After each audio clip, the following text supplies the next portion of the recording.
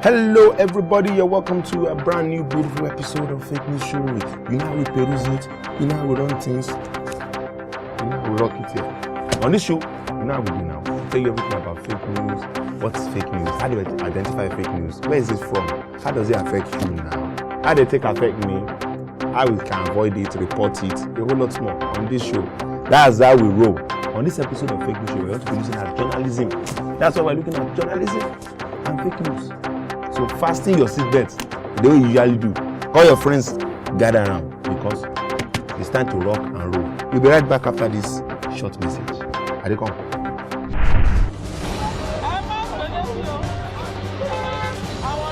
Fake news.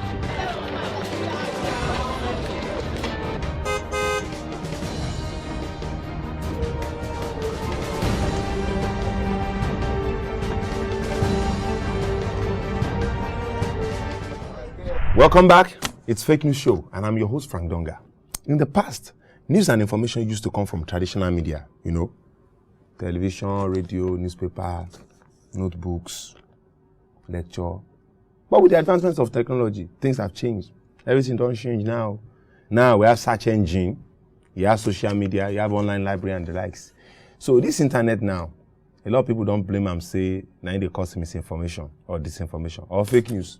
Anytime you hear social media, internet, let's talk about information. Where's journalism? Are journalists still credible sources of information, or is journalism generally a credible source of information? That's what we want to be looking at. Journalism and the fake news and the journalism profession. What is the role of journalists in all of this fake news pandemic? Where they trouble the world now, because now pandemic information don't become issue. We have a journalist we're going to be discussing with today. He'll be answering some questions on this issue. But before we go into all that one, we get plenty gist and enjoyment things. Information for you. Let's go on the street and see what people are saying about the issue relating to all this matter. On the street, now where they go. And they come back. No. Not go anywhere.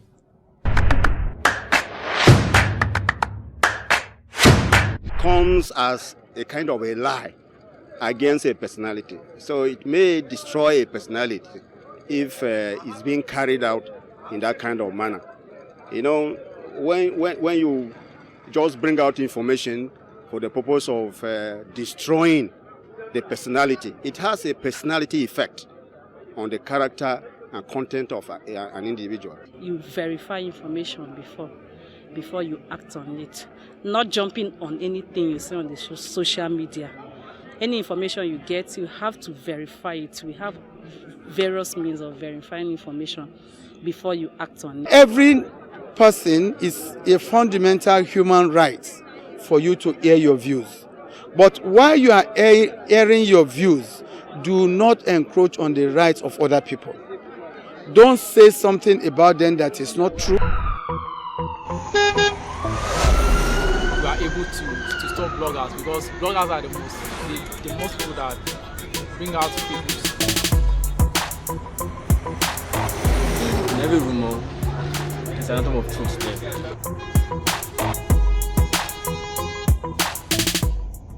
Hey, Naija, hello. Hey, Naija, they carry us. You hear people they gist for street, so what's your own opinion? You agree? You don't agree? So what do you think? Tell us now, share your mind. You get story when you want to tell us. Join the conversation now. Get on social media. Use the hashtag fake news show, or use the hashtag stop fake news. I go get your story. If you tag me, tag CDD West Africa, follow CDD West Africa, and let's know what you have to say. Journalists inform, they educate, they guide, and they entertain sometimes. Journalism comes in various forms. If you talk of investigative journalism, online journalism, broadcast journalism, sports journalism, trade journalism, even entertainment journalism. We'll just mention if you more live like that, we'll just leave our time note today. What's their role? Normally, based on as it be, they're supposed to fact check. They can also check in order to provide accurate information to the society. We need to talk about how journalists are doing their work, fact checking, their roles and their challenges. Let's talk to a journalist now. In our next segment, we need to talk to a journalist. We have a journalist we're going to talk to on this episode. My blood is hot. We'll go. After this break, we're coming back. Let's talk. Don't go anywhere.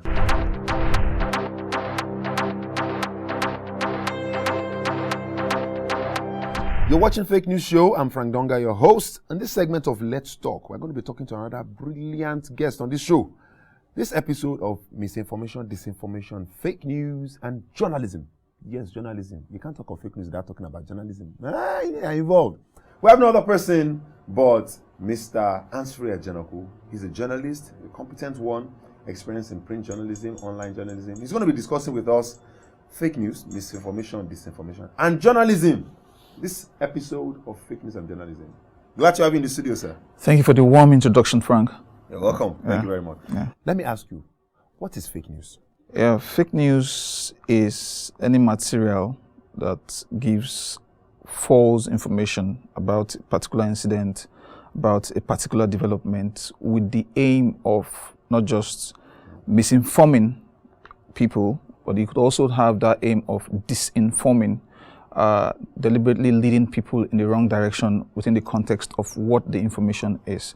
So fake news, for me, is one of the big threats to peaceful coexistence in our society, and it's something all well-meaning individuals in society should work towards addressing, because it poses very serious threats that we need to look at and ensure that we have stability in our society. So where does it come from? Where does fake news come from?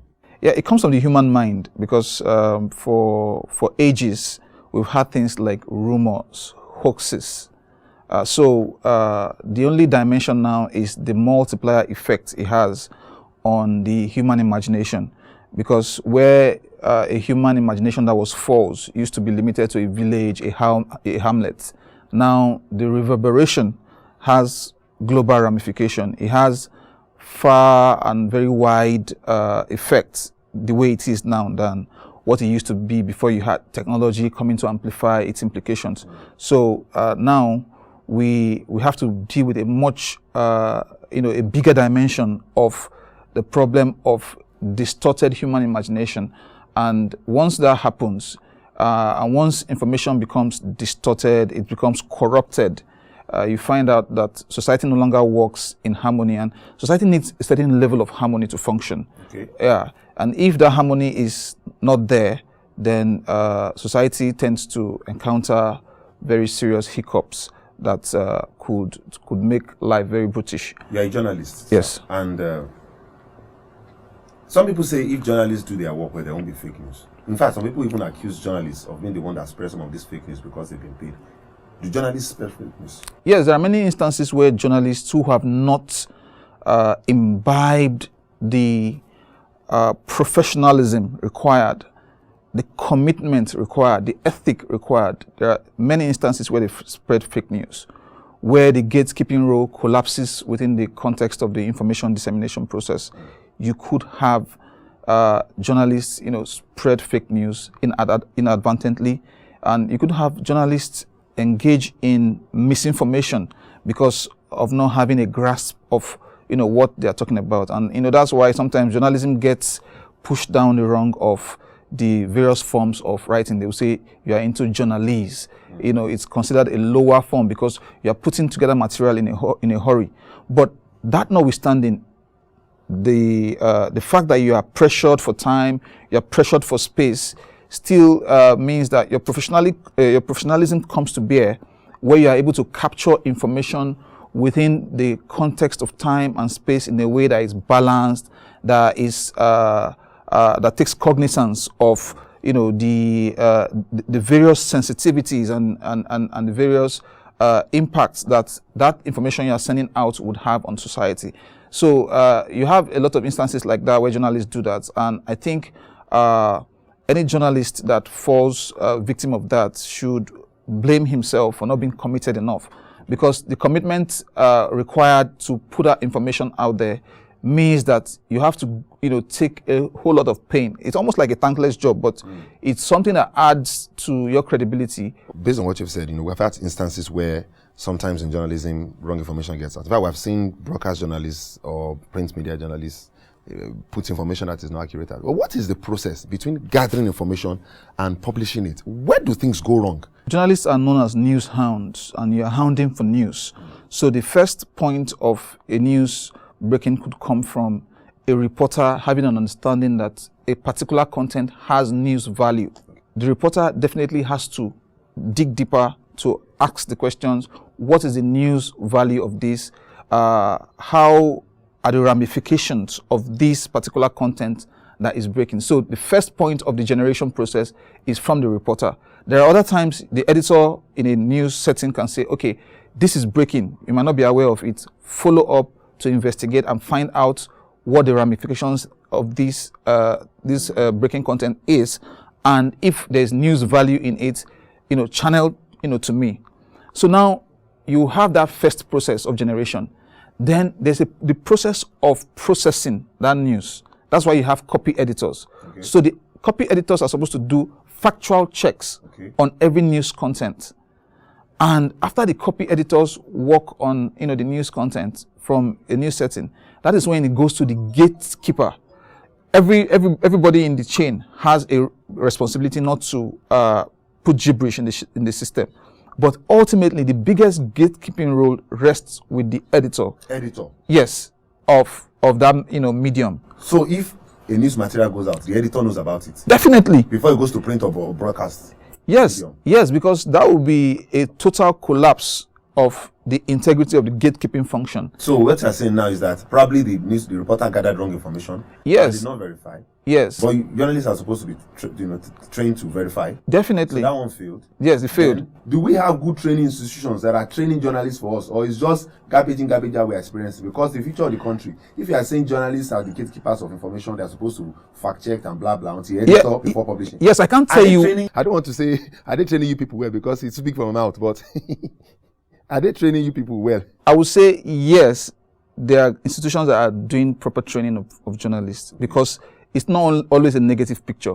You think people still respect journalists in Nigeria? If they don't, why? I think we still have very competent journalists. We still have very good journalists who are patriotically against the odds, making contributions to Nigeria. Now, whether Nigerians have, lost respect for journalists, I think the credibility of, the established media is nosediving seriously. And part of the problem is because there's too much closeness to power. There's too much closeness to power, and a lot of journalists are conflating journalism with PR, public relations. That question about closeness to power between journalists, and we'll dig in when we come back, because we're going on a short break, we'll dig in on that.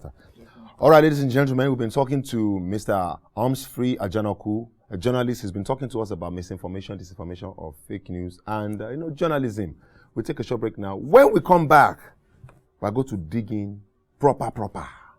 Don't go anywhere. Stay with us. Mr. Frank, you are here for the role of a project manager. Yes, sir. That's the project manager position. Yes. Do you have any experience in construction? I have experience. Okay. I have experience because if you are talking about construction now, understand, it's like fabricate. If you talk about fabricate now, it's like integrate. You understand? It's not that all those things they relate. Because even when I was small, I'm in primary school now, they used to call me Fabu Fabricator. Fabu Fabricator, because nothing that I cannot fabricate is talent. Because as I hear like this, anything, if I just see something like this, I can fabricate it. So what do you know about Egungun Constructs Limited? Egungun Constructs Limited. They are not a reliable company. We are talking about a company. It can't be like your own company here now. If I even hear that they say their oga that is shop money, EFCC is pursuing them. Everybody knows. I know they even tried to interview me before because because their story is everywhere now. They tried to even hire me. I say no. That's why I say it's your company I want to work. That's why I say I must apply to this company. You tried, but the only problem is that we are Egungun Constructs Limited. Sir, yeah, Egungun Construct. Yeah. Let me explain. It seems that you are the MD of this Egungun Construct Limited. Yes. So that your company is number one. Maybe they say you collect award last month, Abby. Mr. Frank, you have to. The information. You can just simply. Is somebody that tell me that? Use the door. I should go and wait for my letter.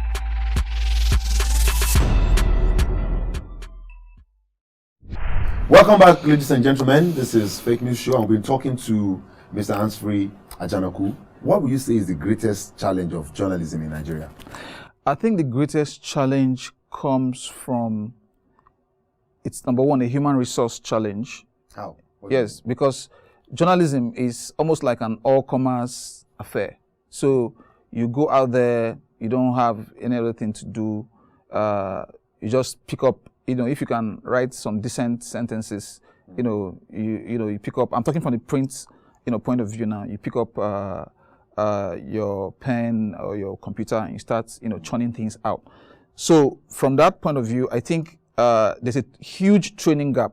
And this is not to say a lot of people should not, or maybe we should constrict the space, but that training gap, we talked about, and I mean on-the-job training, so that even if somebody finds himself in the newsroom, like at, The Guardian, where I had my print journalism experience, we had a training school right in The Guardian, where month in, month out, they sat us down, they put us through processes, they made us to put those processes into practice. When I was young, and people of my, a lot of people like me, we read a lot of newspapers. We were made to read the newspaper, some of our parents. And in fact, we learnt English language, vocabulary from newspapers and magazines. In Nigeria, read a lot of all these cartoons, Are you aware that many journalists can't even put together a decent sentence in English in Nigeria? Why? What is going on? Yes, this is what I mean, because that issue for me is not a problem of journalism. It's a problem of education, right? So it is the educational process that produces journalists, that produces doctors, that produces at primary level. Look at the collapse at primary level. You look at the not so impressive performance at secondary level. These are building blocks that lead up to the. So you can't just drop that at the doorstep of journalists. So you also have lawyers who go to court. They can't even articulate anything. Wow. Yes. So. But they're your brothers. So the point is that across the board, while I think that the process has a way of weeding out those who are not competent from those who are competent, and I'm really happy that we still have a lot of good hands that are showcasing themselves, even embracing social media in a way that is promoting journalism. I gave example of Fisayo Shoyombo. We follow these investigative reports. We also have a lot of guys from the print who have experience, who have been trained, coming into online now, also doing great things. So, but on the whole, the picture is not looking very good. And so the picture is not looking. Yeah, it's not looking very good. So because you mentioned social media, now let's go to that social media. Yes. Clickbaits. Clickbaits. Yes. Why do some journalism platforms do sensationalism? So that is, for me, that's disingenuous, and it reduces the credibility of those platforms. Now, eventually, you still see that platforms who try to, do clickbaiting, they eventually lose readership because people get disappointed when you don't give them, the right content that has integrity. What is brand envelope? Brand envelope is the kind of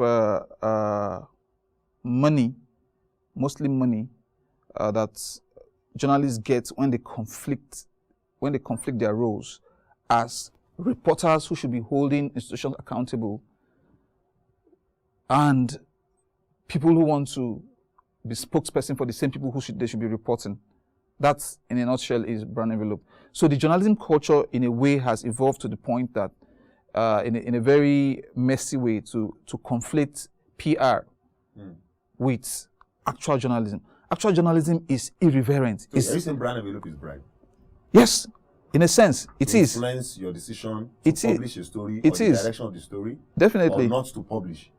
Whatever the specific nature of the influence is, the truth is that counts to change whatever angle or whatever,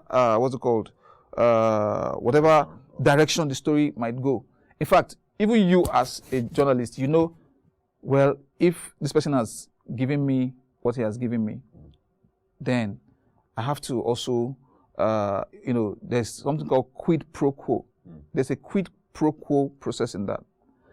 Now, it doesn't mean that, for instance, if an organization wants to sponsor a journalist on a trip, it's a different ball game. Okay. Yeah, but if you are doing a story, and because you are doing a critical report, somebody then says, take this in order to bury the report, that constitutes brand envelope.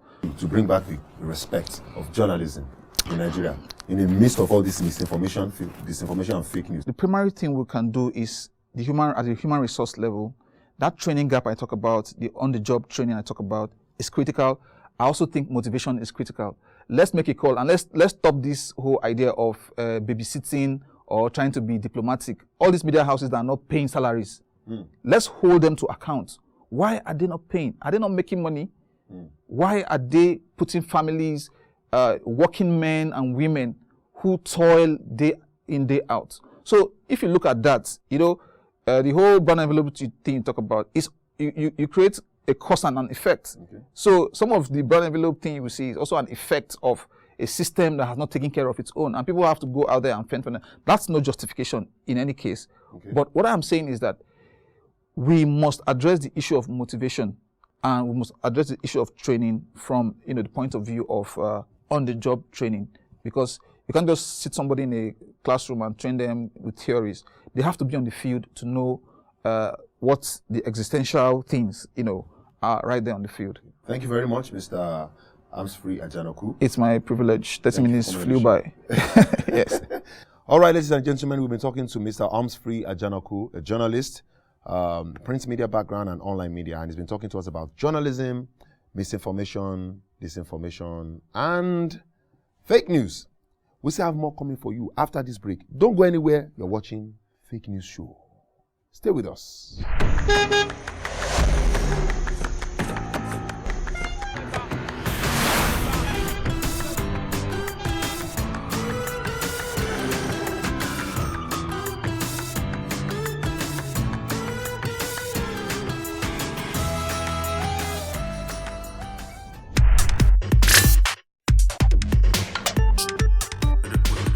I just want to tell you a few things, okay? I need you all to please ask questions. Verify any information you get before you spread it. You need to resist that temptation of just hearing something and quickly spreading it out there. I know some of you want to do Nami first hearer, Nami first poster, that kind of thing, but you need to resist that urge. You need to ask questions, you need to be sure of information before you spread it out there, because you could just be passing the wrong information that could cause more harm than good. This is Rugged Man, Rugged Baba, and I'm saying verify any information out there before you spread it. Welcome back. We just spoke with our journalist guest on today's show, and we discussed a whole lot of things about journalism, how do they access proper information, the challenges of journalism, a whole lot. And obviously, let's be honest, journalists need to do better, citizens need to do better, the government needs to do better when it comes to information dissemination. Because we're not getting another thing as upon communication. No. And if we want to communicate well, problem go there. All right, ladies and gentlemen, CDD West Africa, we have some cogent points. Misinformation and disinformation, where we say you don't bust. Some matter they cast, and this one they don't cast. Stand by. We have this report for you. You thought it was true. Guess what? Look again. You go see for yourself, say you don't cast. More go.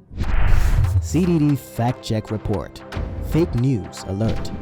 Did the federal government of Nigeria agree to pay private school teachers' salary earned during the COVID-19 lockdown? They claim the federal government of Nigeria has agreed to pay the salaries of private school teachers owned by the schools during the lockdown is true. However, CDD cannot confirm at this moment the requirement, such as membership of the National Association Proprietor of Private School, NAPPS. CDD Fact Check Report. Fake News Alert. Did NCDC spend 1 billion naira to send COVID-19 messages to Nigerians? NCDC never spent 1 billion naira on SMS to educate Nigerians as claimed by screenshots circulating on the internet. According to the center, the SMS is part of the contribution of 3 major mobile network providers in Nigeria. Yes, you see those stories, so you thought it was true, but look again. That's why you have to be responsible with information. Join the conversation about ending fake news around you. You have a personal experience you want to share with us on fake news or disinformation. Would you like to share with us? Send us a DM or a tweet. Tag us on social media, Twitter and Instagram, Facebook, at CDD West Africa, or you can tweet your thoughts using the hashtag Stop Fake News or Fake News Show. Any of those hashtags, you can use them. If you tag myself at Frank Donga _ Don't miss next week's episode. We're going to bring you As the Hot, another wonderful package. On behalf of the cast and crew, who be the cast, who be the crew staff? No, make a cast. The entire cast of this production, they greet you. Thank you for joining us every time on this show. This show is an initiative of CDD West Africa with the support of USAID and NDI. We'll see you next time with another bumper package on Fake News Show. Not spread it. It's fake news I'm talking about.